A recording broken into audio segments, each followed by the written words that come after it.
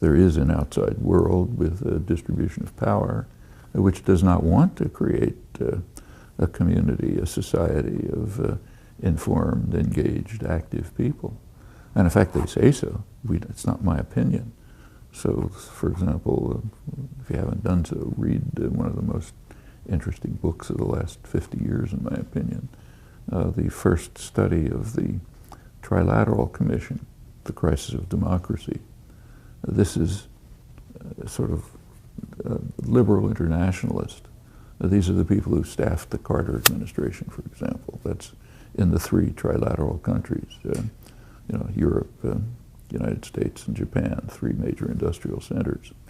And this is a reaction to the 1960s. The reaction is given by the title. There's a crisis of democracy. The crisis is there's too much democracy. People are becoming too active, engaged, pressing their demands. It's pressure that the state can't manage. And then they talk about the various groups that are moving into the public arena and creating the crisis, like women, minorities, the young, the old, working people, farmers, in other words, the population. There's one group they don't mention. That's the corporate sector, the business sector. And it's, in a sense, right not to mention them because they are the national interest. So of course they have to be dominant in policy formation. That's not even discussed. Well, that's kind of the liberal end of the spectrum. The same period, early 70s, still reaction to the 60s. I go over to the conservative end. There's documents there too. And one of the most important was the Powell Memorandum. Powell later became Justice of the Supreme Court, was a corporate lobbyist, lobbyist for the tobacco industry, close to Nixon.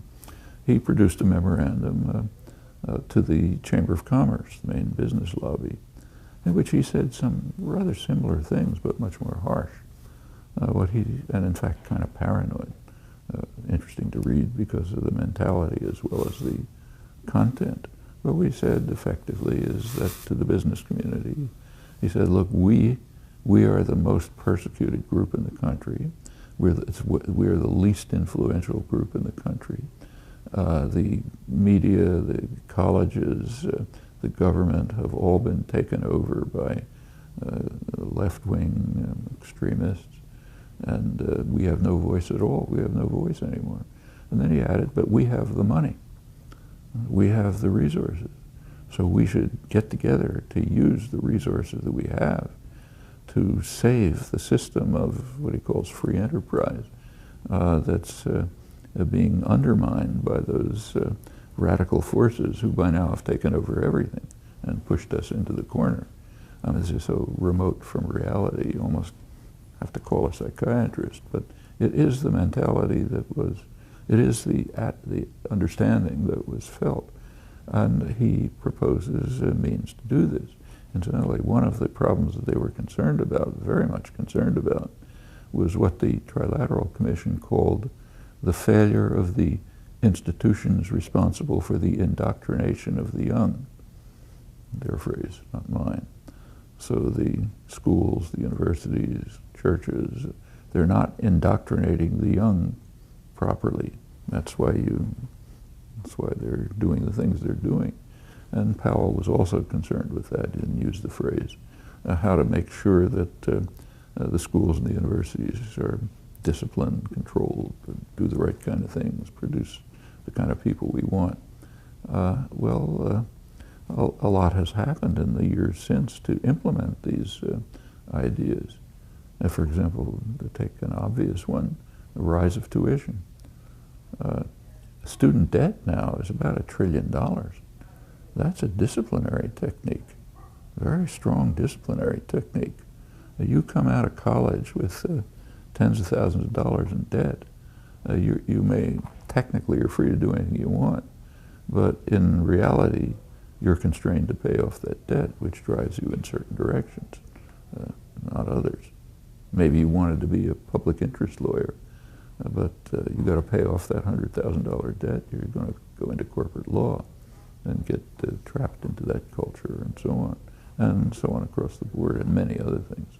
Well, these are things that people ought to understand.